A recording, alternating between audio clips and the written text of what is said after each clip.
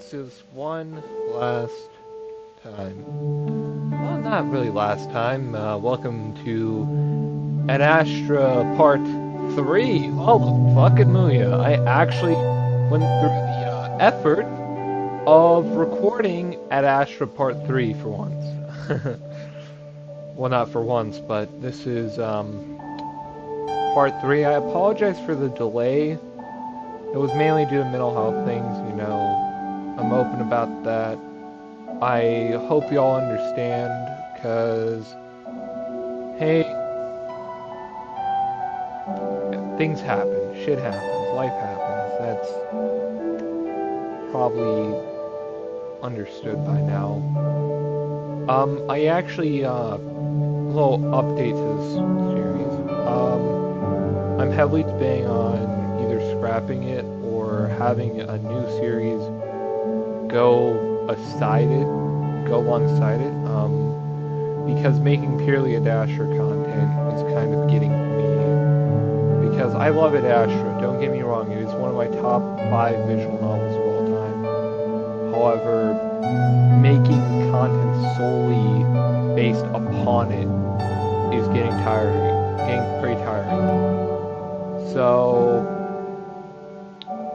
this may be the last video on Adastra, this may be the beginning of a new era on my channel where I have like 1 or 2, maybe even 3 series going on just so I don't give myself creative burnout.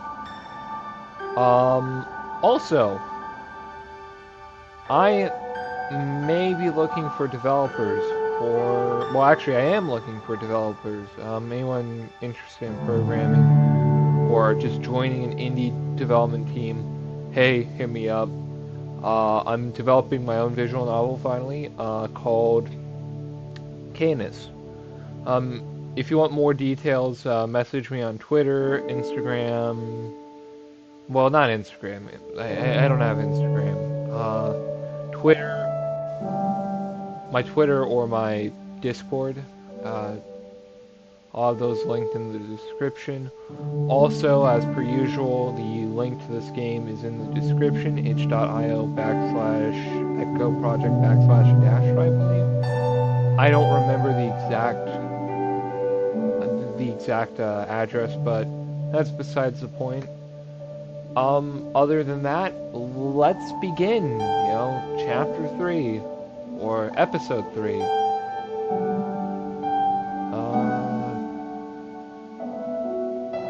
I believe this is the one. Yeah. I float in a void of nothingness. Not even blackness. Nothingness. The feeling of having no sense of self.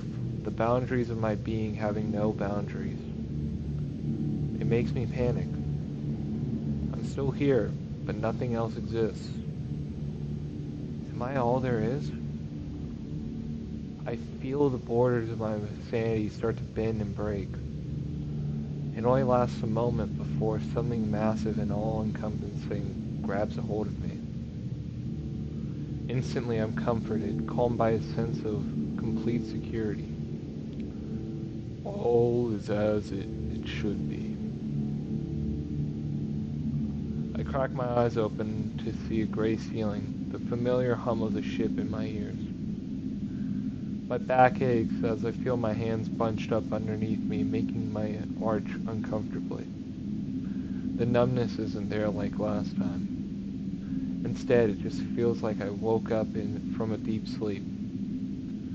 I can tell I'm back in the utility closet laying on the shag rug, but the door is open, allowing me to actually see. Slowly, I turn my head just a bit, and I'm able to vaguely make out the small deck that I had just been in. I see Amicus to the far right, both his paws resting on the counter with the food dispenser looking down at a panel. He's got his back to me at an angle, one foot crossed behind the other, his tail switching back and forth while he mumbles to himself. As slowly as I can, I turn over onto my side, trying not to let out a groan of relief as my back and hands are relieved of the pressure. I grimace through the pain, having blood rush back in my fingers. That does not sound good. Well, that sounds good, but concept of grimacing just because, hey, my phalanges are numb. Oh my god, please don't make that meme on this channel. If anyone quotes that, I will fucking find them. That's a joke. Please, for the love of God, take that as a joke. That's when I realized that my hands are tied. Nah, that's when I realized that my hands are tied at at the wrists behind my back with a cord of some kind. The ends of it dangle through my fingers, and it feels smooth and metallic. Some slow movements with my hand tells me immediately that they haven't been tied well. My left hand is fairly secure, but the loop around my right is loose. I get the feeling that if I pull hard enough, I might just be able to slip it. And just like that, it comes out. My shoulder jerks when I do it, and I freeze, waiting to see if Amicus might notice. He goes on, staring down at the panel, leaning forward to rest his chin on a fist. Cassius is probably going to figure it out right away. I know it. Amicus sighs and hunches over further. I should not be reading faster than the text scrolls. I let out a breath that I'm holding as quietly as I can before I start looking around, moving my head as little as possible.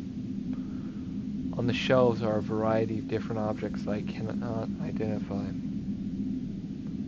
They all have a heavy industrial look to them, and I know that I could use any of them as a weapon. There's a long pipe-like object at the bottom of the shelf. Nah, shoot. You know what? I'm skipping over this because hopefully all of y'all know your English. Hopefully all of y'all know how to read. But if you need me to narrate everything, then just put it in the comments, please. Also, make sure to like this thing. I'm trying to get my audience up. Please spare some audience. Amicus suddenly straightens up and I stiffen, closing my eyes. I hear the wolf move, padding in my direction. That continues until there's a pause and I feel his presence standing in the doorway. I crack open an eye just a tiny bit to see what he might be doing. I get a vague image of him standing over me, looking down. Hello? Human? Hello, human? Cole? I don't move and I breathe as evenly as I can. Hello? He must know I'm awake.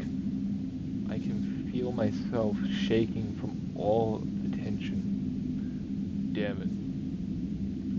Amicus mumbles to himself as he turns away, moving back towards the deck. That's when I realize that this might be my best chance to make my move.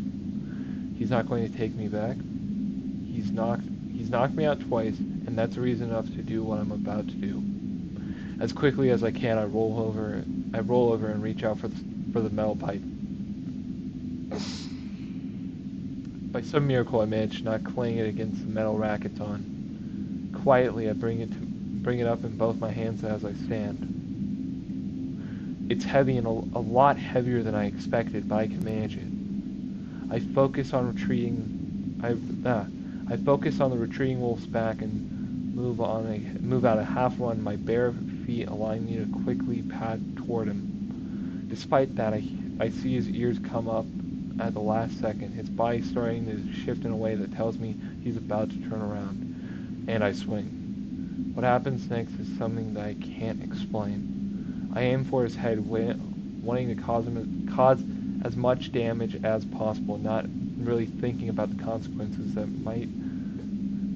of what might happen if I seriously injure or even kill him. But for some inexplicable reason, the trajectory of my swing suddenly dips down as if caused by some invisible magnet, making me miss Amicus's head. The strange force doesn't lessen the power of my swing though, and it carries through grew to land with a hard, meaty thump into the side of the wolf's thick neck. Ugh! Amicus cringes, both his paws moving to cover the back side of his neck, dropping into a crouch. He looks back at me, his eyes wide and wild, an expression that sends a shot of fear into my body. I suddenly see him as a wild animal, a wild, scared, and very angry animal. I raise the pipe again over my head, to bring it down on the head that I just missed. But Amicus is fast. He leaps up from the crouch in an upward and forward motion straight into my chest. I wheeze, but manage to stay on my feet as the wolf carries me backward to slam against the wall of the deck. Ooh, kinky! God damn! I have no regrets for saying that. Amicus snarls into my face, teeth bared, one eye wincing shut. I struggle, but there's no way. He handles me like a rag doll, like a toy. This must be how someone feels during a wild animal attack, completely helpless, suddenly wondering why evolution left us so damn defenseless. I mean, had we evolved like Neanderthals, we wouldn't have been this way. I'm sorry, Cole, but you're cooked. You're being thrown around like a fucking rag doll by a damn space wolf. What the hell are you doing? Ugh! Amicus yells at me as he lets go of one of my wrists to put a paw into his neck, cringing as he does. Damn it! I struggle with my freed hand, grabbing Amicus's face and trying to gouge his eyes and nose. Dear Lord. The wolf immediately lets go of his neck and grabs the pipe. Grabs the pipe. He wrenches it away, but I try to hold on and almost get lifted off my feet. He swings it one way, then violently in the other direction, throwing me to the floor of the deck as I lose my grip on my weapon. Amicus advances towards me as I lay flat on the deck, staring up at him wide-eyed, realizing how big of a mistake I've made thinking I could handle a 7-foot-tall, muscle-bound wolf. I wonder if he's going to come at me with the pipe, but he throws it to the side. He starts to lean over at me, still snarling. You little prick! This time I'll bind you up to your shoulders. How does that sound? Honestly, that sounds pretty kinky to me, but that's just me. He grabs up one of my arms, trying to pull me up, but I go limp. Get up! Otherwise I'll make you! Ooh, damn, Amicus is a fucking dominatrix! Fuck yeah, that's what I'm talking about. And yes, I know, episode 3 includes a lot more F-bombs and curse words. Yes, that is intentional, because I feel like episode 2 was a little too dialogue heavy, and I want these to be very punchy, like 15 to 20 minute long videos, so yeah, trying to get my viewership time up, so that's me being brutally honest. I don't view all of y'all as statistics, it's just, it would be nice to have higher viewership statistics. He grabs my other arm. That's when I notice his wide stance over me and a particular bulge between his legs. Whoa, whoa, whoa, whoa, whoa, whoa. I hardly think about it, drawing back one foot as I launch it as hard as I can into his crotch. Ooh. Yep. I feel distinctly soft form flat under my foot as it gets trapped between the force of my kick and the substantial weight of the Amicus's body. If there was any doubt in my mind that this male alien would be affected in any differently compared to a male human, his reaction quashed it? I guess that's the word, quashed. Amicus freezes, eyes wide, hunching over me even further while his thighs snap together, trapping my foot.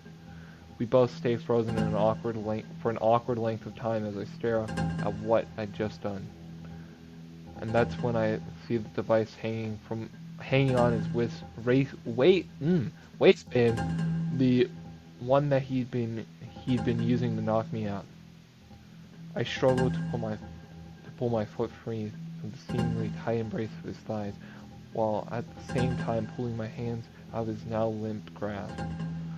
I reached for his waist, grabbing the device.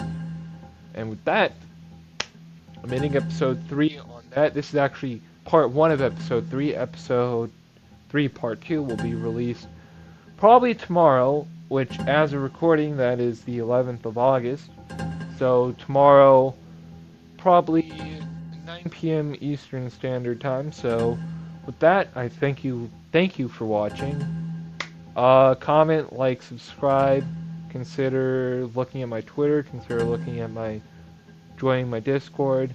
Again, as I mentioned earlier in the video, please, if you are interested in programming and also helping me with my creative vision, I will put a link to the Canis development server in the description. And with that, good evening. Have a good evening, good morning, and good night. See ya. Hey, this is editing Nico. Uh, please mind the mic quality. It's phone microphone. Didn't feel like pulling out my shitty little headset for this. Um, Little update after recording. This is approximately 30 minutes after recording. Um, Planning on doing a Echo read through possibly. Little few projects in the future. We have a docu-series coming up that I've hoped to do, FWA docu-series, followed by a possible, well, I don't know exactly yet, but FWA docu-series, Echo playthrough, Liar playthrough, along with some commentary videos possibly coming up. Not related to the drama surrounding YouTube, but just story time, stuff like that. Um, Episode 4, hopefully, I'm shooting for a September time frame, like early to mid September, because next week I'm going on vacation, so hey, I can't upload next week. Other than that, this has been me. Please like, comment, subscribe. I've repeated that 3 times throughout this video so far. I know I know it's getting annoying, but still, shilling to the algorithm. Other than that, thank you for watching. Good evening, good night, blah blah blah. Same spiel. Bye bye.